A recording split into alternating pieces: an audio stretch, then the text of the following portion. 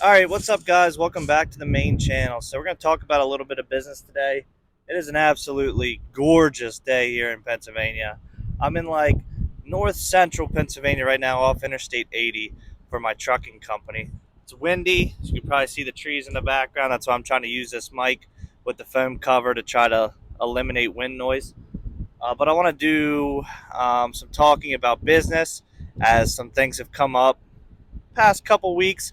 I've really been trying to focus on being a better business owner. So I did make a list. Let me get my phone of 5 things that I learned in the last 5 years. As of today, I've been in business for 5 years for myself. So no better time to do this video. So you may see different scenery throughout this video because I may do 1 or 2 points and get back on the road, or I may just bust them all out. I don't know. So number one, business mistake. It's hiring friends. Now you may say you can only trust people like your friends, or uh, you know, I started the company with my friend, whatever it may be. But for me, I value my friendships more than I do making money. My first employee was my best friend, and it caused a lot of animosity in our relationship. And we finally figured that out to the point where it wasn't for him, and if we kept working together the way we were working together, it was going to ruin our friendship, and we knew that that was more valuable than us being in business together and making money the way that we were. Now, not saying we wouldn't go into maybe a less stressful business venture together. I mean, all business ventures are going to be stressful, but something that doesn't require, the time on the road like this job does. So before you put money in front of anything, don't ruin your friendships. And if things start to get rocky and you guys can take a step back and realize that the business and the stress is what's causing the fights or the animosity between you two, just take a step back and either go your separate ways and stay friends, or figure out how to overcome that. um, Number two on my list is, when you start to get business, is putting all your eggs in one basket.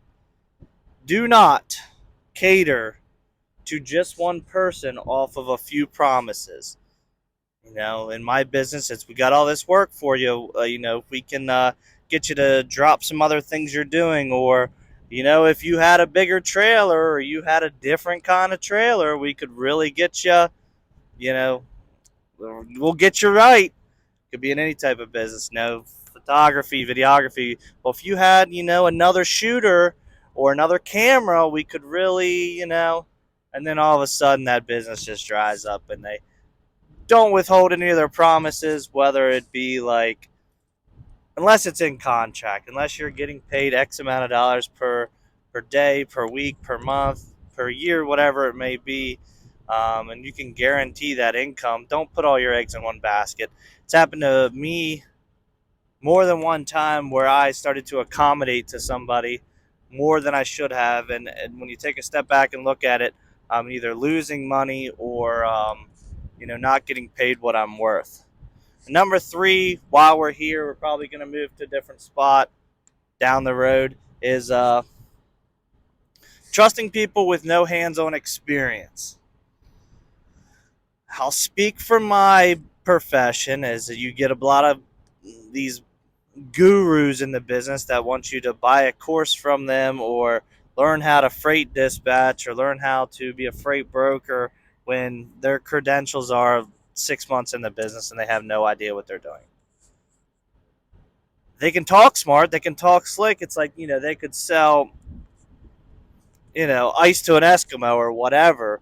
But once you spend the money to pay them to do whatever their service is, or let them lead you in a direction, and you have a question or concern, or something that happened due to their services or advice, and you're the one standing there you know holding the bag, and the cops are showing up because you just robbed a bank because they told you to. And when you come to break everything down, you realize that that person should have never been giving to advice to anybody based on their experience, let alone instructing others how to do this or make money here. Just be careful who you listen to.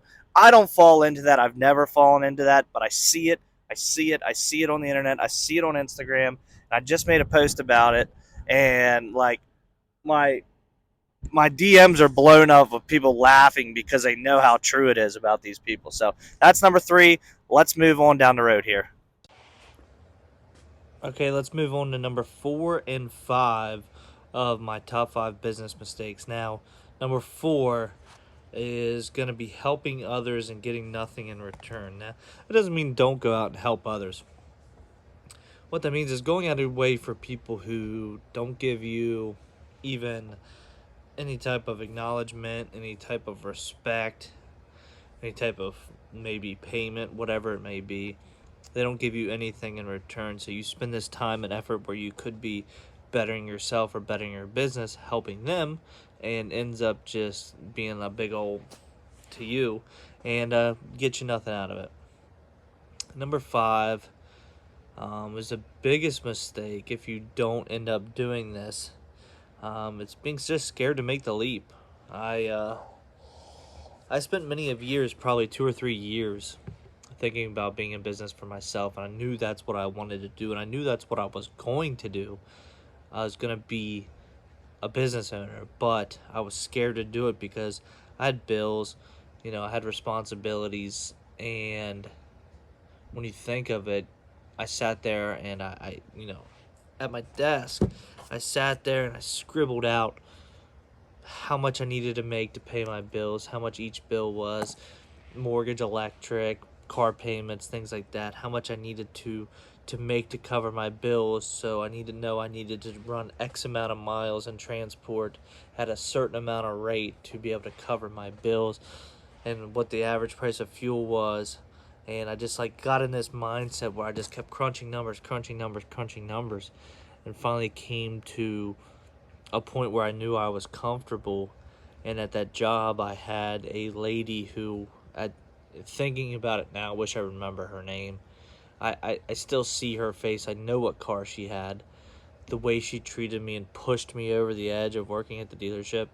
Now I should go back and thank her for where I am today, because without her, I would have made the leap, but I don't know how soon I would have made the leap. But the day she treated me like she did, I ended up putting in my 2-week notice the next morning and leaving that job. And as of yesterday, I've been a business owner for 5 years, and not where I want to be. I'm successful, yes. In some people's eyes, I'm successful, and some others maybe not. But I'm getting to where I want to be. I've learned a lot of things, and I know 5 years down, in the next 5 years, I will